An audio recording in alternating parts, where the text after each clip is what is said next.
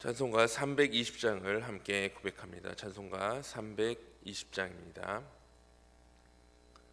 나의 죄를 정케 하사 주의 일꾼 삼으신 구세주의 넓은 사랑 항상 찬송합니다.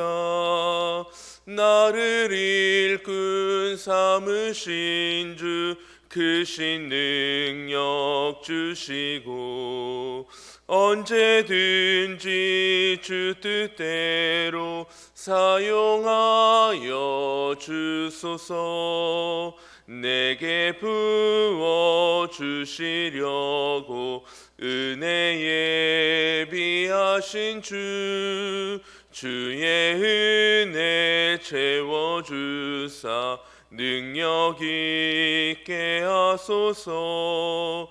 나를 일꾼 삼으신 주 크신 능력 주시고 언제든지 주 뜻대로 사용하여 주소서. 죄의 짐을 풀어주시 주의 능력 그도다. 나를 피로 사신 예수 내 맘속에 오소서. 나를 일꾼 삼으신 주 크신 능력 주시고 언제든지 주 뜻대로 사용하여 주소서. 주여 내게 성령으로 충만하게 채우사 생명수가 강물처럼 흐르게 하옵소서. 나를 일꾼 삼으신 주 크신 능력 주시고 언제든지 주 뜻대로 사용하여 주소서. 아멘. 오늘 하나님께서 우리에게 주신 말씀은 마가복음 1장 1절에서 11절의 말씀입니다. 마가복음 1장 1절에서 11절까지의 말씀, 신약 52쪽에 있는 말씀입니다. 기록된 하나님의 말씀을 봉독해 올립니다. 하나님의 아들 예수 그리스도의 복음의 시작이라. 선지자 이사야의 글에 보라 내가 내 사자를 내 앞에 보내노니 그가 내 길을 준비하리라. 광야에 외치는 자의 소리가 있어 이르되 너희는 주의 길을 준비하라. 그의 오실 길을 곧게 하라. 기록된 것과 같이 세례 요한이 광야에 이르러 죄 사함을 받게 하는 회개의 세례를 전파하니 온 유대 지방과 예루살렘 사람이 다 나아가 자기 죄를 자복하고 요단강에서 그에게 세례를 받더라. 요한은 낙타털 옷을 입고 허리에 가죽띠를 띠고 메뚜기와 석청을 먹더라. 그가 전파하여 이르되 나보다 능력 많으신 이가 내 뒤에 오시나니 나는 굽혀 그의 신발끈을 풀기도 감당하지 못하겠노라. 나는 너희에게 물로 세례를 베풀었거니와 그는 너희에게 성령으로 세례를 베푸시리라. 그때 예수께서 갈릴리 나사렛으로부터 와서 요단강에서 요한에게 세례를 받으시고 곧 물에서 올라오실새 하늘이 갈라짐과 성령이 비둘기같이 자기에게 내려오심을 보시더니 하늘로부터 소리가 나기를 너는 내 사랑하는 아들이라 내가 너를 기뻐하노라 하시니라. 아멘.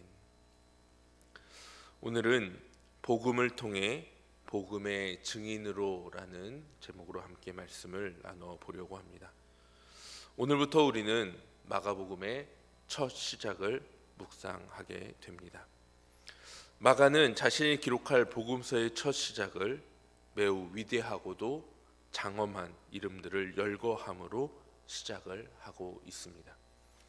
1절을 함께 보겠습니다. 1절에 보면 이렇게 기록되어집니다.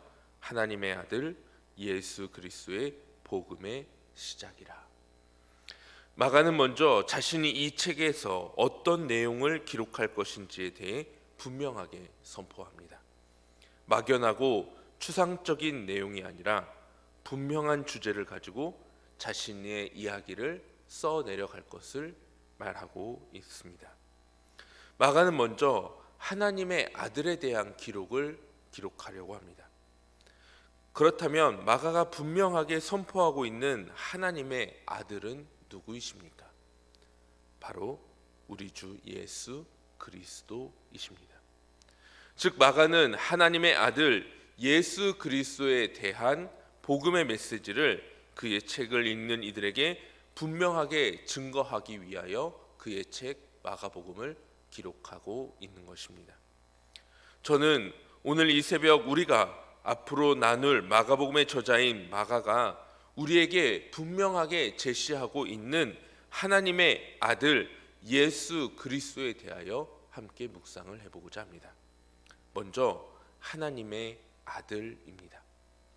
마가가 우리에게 제시하고 있는 이 복음이 진정한 복음이 되기 위해서 반드시 전제되어져야 하는 첫 번째 단추는 바로 이 복음의 중심에 하나님의 아들이 있다라는 것입니다. 마가가 지금 자신이 전달하는 이 책에 복음이 담겨져 있다라고 선포하였습니다. 그렇다면 복음은 무엇입니까? 죄로 인하여 완전하게 단절되어져 버린 우리 인간이 다시 하나님과 관계를 회복할 수 있는 소식, 즉 죄로 인하여 더 이상 하나님과 가까이 할 수 없는, 하나님과 하나가 되어질 수 없는 우리의 관계가 다시 회복될 수 있는 그 소식이 바로 복음입니다. 죄의 결과로 인하여 이제는 멸망당해 영원히 저주받아야 할 우리가, 다시는 하나님께 나아가지 못하게 된 우리가 다시 하나님을 향해 나아갈 수 있는 유일한 길, 유일한 방법이 바로 복음입니다. 죄로 인하여 단절되어진 하나님과 단절된 우리가 다시 이어질 수 있는 유일한 방법은 이 죄의 문제를 해결하는 것입니다. 로마서 6장 23절에서 사도 바울은 우리에게 분명하게 말씀하고 있습니다. 죄의 싹은 사망이다. 그렇습니다. 죄의 싹, 즉 죄의 결과는 사망, 곧 죽음을 뿐입니다. 그래서 우리 모든 인류에게 공통적으로 내려오는 한 가지 길이 있다면 바로 그 누구도 이 죽음을 피해갈 수 없다라는 것입니다. 그럼 한 가지 의문이 우리에게 찾아옵니다. 죄의 싹을 해결하던 해결하지 못하던지 간에 어차피 모든 인생이 죽는 것은 매한 가지다라는 것입니다. 그런데 왜 우리는 이 죄의 문제를 해결해야만 하는 것입니까? 왜냐하면 죄의 싹으로 우리 인생에 찾아오는 사망이 단순한 육신의 사망을 의미하는 것이 아니기 때문입니다. 하나님과 우리 사이에 단절된 그 관계가 계속 이어지는 그 상태가 바로 사망입니다. 즉 하나님과 우리가 다시 연결되지 못하면 우리는 영원히 사망 가운데 거하게 되는 것입니다. 그렇다면 이 죄의 결과로 모든 인류에게 찾아온 이 사망이라는 비참한 결말을 바꿀 수 있는 방법은 없는 것일까요?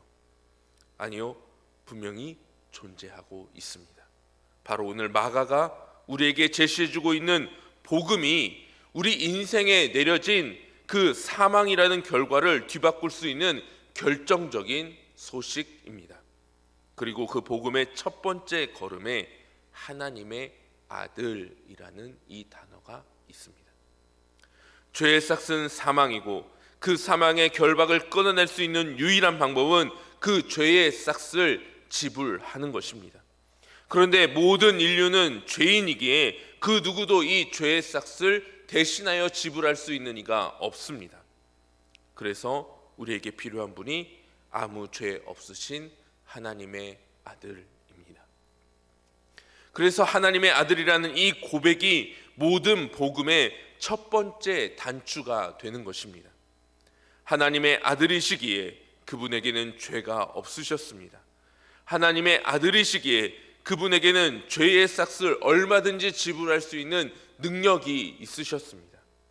오늘 저와 여러분에게 찾아오신 하나님의 아들을 굳게 붙잡을 수 있는 귀한 은혜가 함께하기를 간절히 소망합니다. 두 번째로 우리는 예수라는 이름을 함께 묵상합니다. 마태복음 1장 21절에 보면 예수라는 그 이름의 뜻은 그의 백성을 그들의 죄에서 구원할 자라는 뜻을 가지고 있습니다.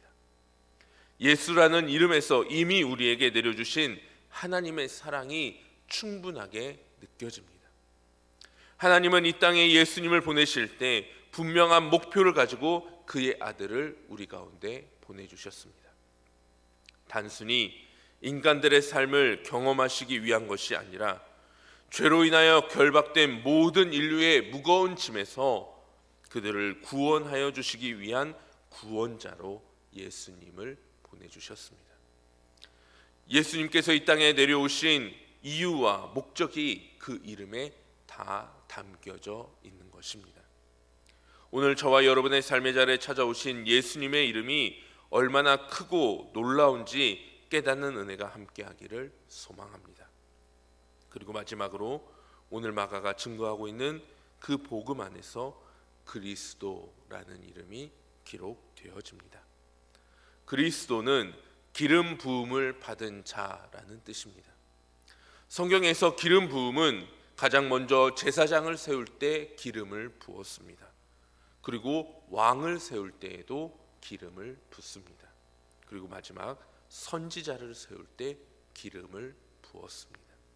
즉 예수님은 모든 인류의 대제사장으로, 그리고 모든 인생의 진정한 왕으로, 그리고 이 땅 가운데 하나님이 보내주신 그 말씀을 온전히 보여주시는 선지자로 그 사명을 감당하신 분이십니다. 하나님의 아들 예수 그리스도, 오늘 마가는 저와 여러분에게 복음이 무엇인지 다시 한번 분명하게 선포해 주고 있습니다. 이어 오늘 본문에는 예수 그리스도의 복된 소식이 펼쳐지는데 그의 길을 준비하였던 세례 요한의 소식도 함께 기록되어집니다.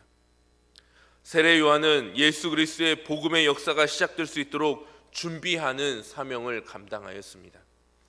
그는 하나님의 나라가 임하기 전, 하나님의 아들 예수 그리스도의 나라가 임하기 전 회개함으로 주의 길을 준비하며 그의 길을 곧게 하는 그러한 사명을 감당하였습니다. 오늘 세례 요한의 선포를 한번 잘 살펴보시기 바랍니다. 3절에 이렇게 기록되어집니다. 광야에 외치는 자의 소리가 있어 이르되 너희는 주의 길을 준비하라, 그의 오실 길을 곧게 하라. 그리고 4절에서도 이렇게 기록됩니다. 세례 요한이 광야에 이르러 죄사함을 받게 하는 회개의 세례를 전파하니. 주의 길을 준비하고 그의 길을 오시는 그 길을 곧게 하는 데 있어서 세례 요한은 이렇게 외치고 있습니다. 너희는 이렇게 준비하라. 즉 우리 모두가 주의 길을 준비하고 그의 오실 길을 곧게 해야 하는 사명을 함께 받고 있다라는 것입니다.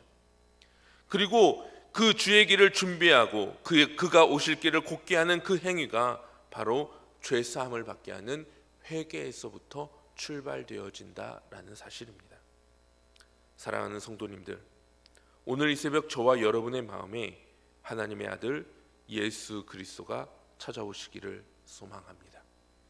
그리고 우리가 명절을 맞이하여 각 가정에서 영상을 통하여 예배를 드리고 있는데 이번 명절 저와 여러분의 가정에 하나님의 아들 예수 그리스도가 찾아오게 되기를 간절히 소망합니다.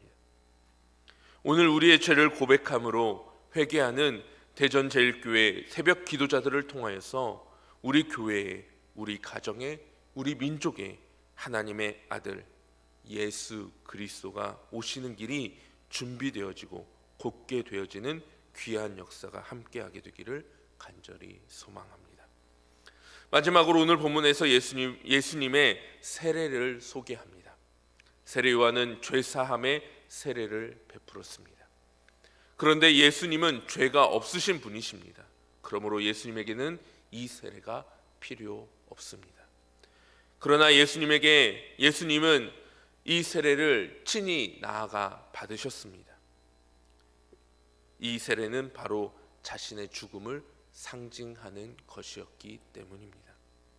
죄인을 위해 죄인을 대신하여 죄인과 함께 죽으시는 이 세례를 통해 자신이 앞으로 감당하고 짊어지고 나아갈 복음의 사명이 무엇인지를 몸소 보여주셨습니다. 그리고 그 길을 향해 발걸음을 시작하신 예수님을 향해 하나님은 분명한 하나님의 마음을 전달하여 주십니다.